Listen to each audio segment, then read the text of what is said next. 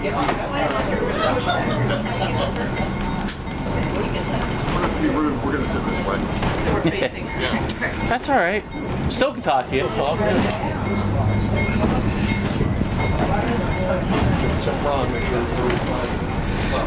Last time I did a training video, I actually posted it on YouTube. And I do both model and real thing, you know. I'm actually a no-gauger myself. I just started HO. HO? This year, yeah. I have to see if my HO train still works.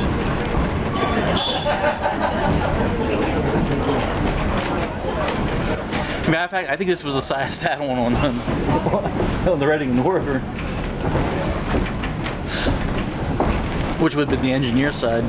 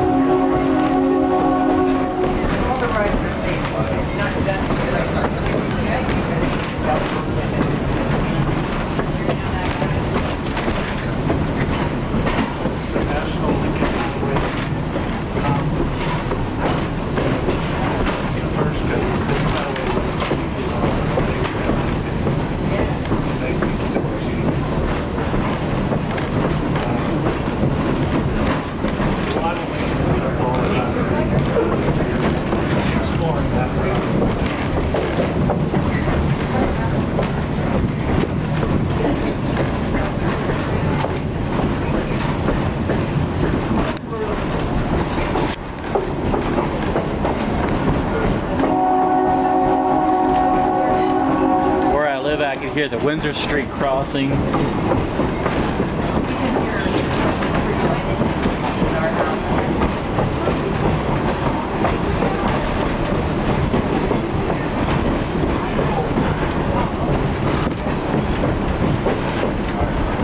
That's a beautiful farmhouse.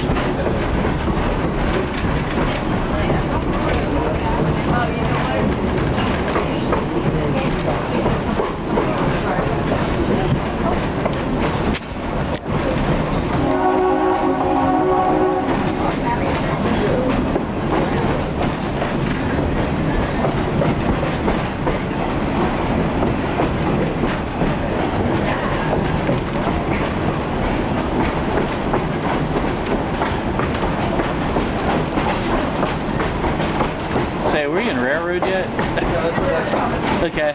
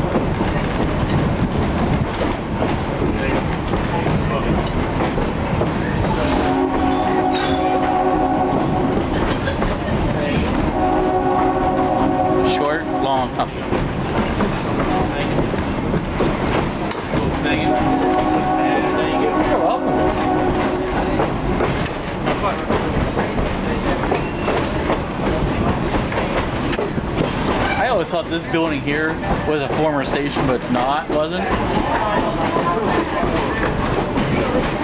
Looked like it could be a railroad station though.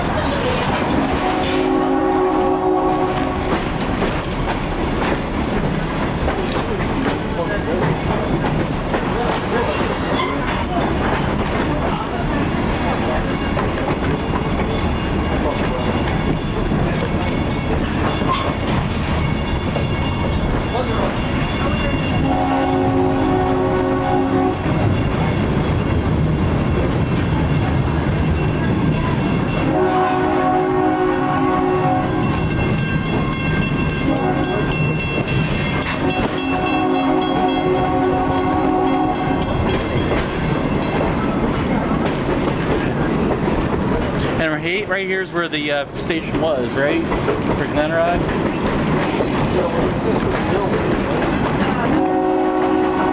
It's right here.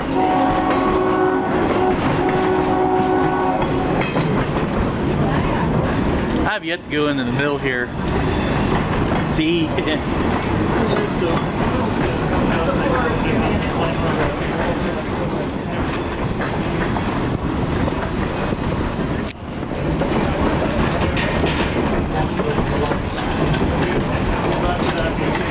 Oh, it's double track here. Wow. That sucks.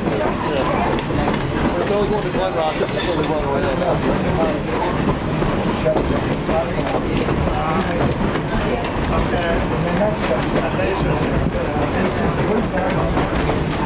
Oh, that one time it was double track all through here.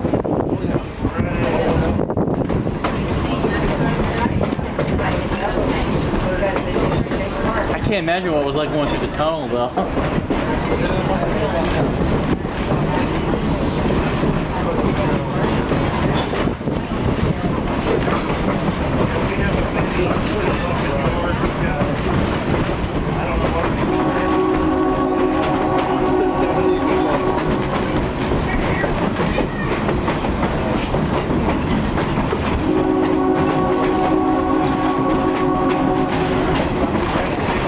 That's a nice house right there.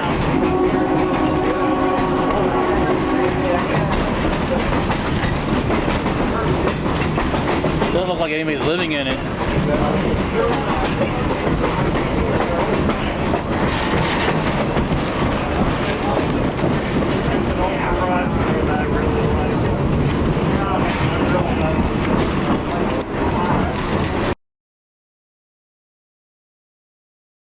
Reminded of a certain politician back in Illinois who was constantly running for office.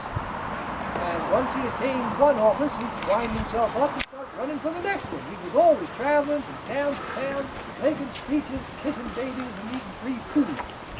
And one night he found himself in a little town in the middle of the dinner, and it suddenly occurred to him that he could not remember what the name of the town was. And he was supposed to give a speech saying what a great little town it was. Couldn't remember. And he thought about it, and pushed the peas around on the plate and couldn't come up with anything. Finally, he leaned over to his campaign manager and just, "Where the devil am I?" The campaign manager leaned back in his chair and puffed on his cigar and said, "The job is to tell you who you are. You have to figure out where you are." Eventually I figure out where I am from time to time. It's been an interesting career, I must say. Always something interesting going on. And just the other day, my youngest son, Tad, come running into the kitchen to his mother. He had a newspaper in his hand. And he said, Ma, there's a story in here about a fella in Europe named Darwin. And he says we're all descended from monkeys. Is that true? I said, "I don't know. I never met your father's family." Well, today I'm working my way up to Gettysburg. I've got a job to do up there. And I thought I'd try out my speech and see how it goes over. It's always nice to have an out-of-town tryout. So I was at the this. I kind of got last-minute notice for it. Didn't have much time to put it together. The fella who was going to speak ahead of me, Mr. Edward Everett, was the greatest public orator in the country. And they say his speech is going to take about 2 hours. So I thought, well, I'll keep mine short. People will be pretty disturbed by them. So here's what I come up with. 87 years ago, our fathers brought forth on this continent a new nation, conceived in liberty and dedicated to the proposition that all men are created equal. Now we are engaged in a great civil war, testing whether that nation or any nation so conceived and so dedicated can long endure. We are met on a great battlefield of that war. We have come to dedicate a portion of that field as a final resting place for those who here gave their lives that that nation might live. It is altogether fitting and proper that we should do this, but in a larger sense, we cannot dedicate, we cannot consecrate, we cannot hallow this ground. The brave men, living and dead, who struggled here, have consecrated it far above our poor power to add or detract. The world will little note will long remember what we say here, but it can never forget what they did here. It is for us, the living rather, to be dedicated here to the unfinished work, which they who fought here have thus far so nobly advanced. It is rather for us to be here dedicated to the great task remaining before us, that from these honored dead we take increased devotion to that cause for which they gave the last full measure of devotion.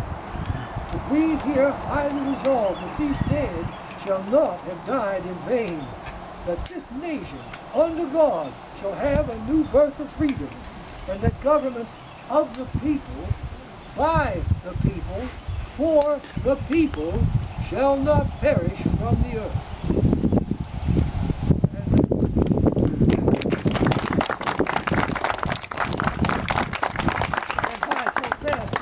Official photographer didn't have time to set up his camera.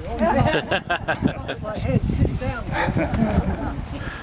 And afterwards, Mr. Everett come up, he gave the 2-hour speech, and he said, Mr. Ridge, I flattered myself if I thought that I came as close to the central idea of this day in 2 hours as you managed to do in 2 minutes.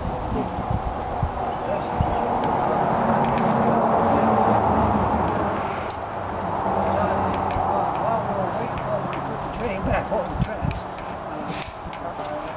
Those are from there, being a public figure, to open the floor for questions. If anybody has any questions or problems they need me to do something about, if you have I'll just take questions from the floor. If you're too shy to ask the first question, I can take the second question first.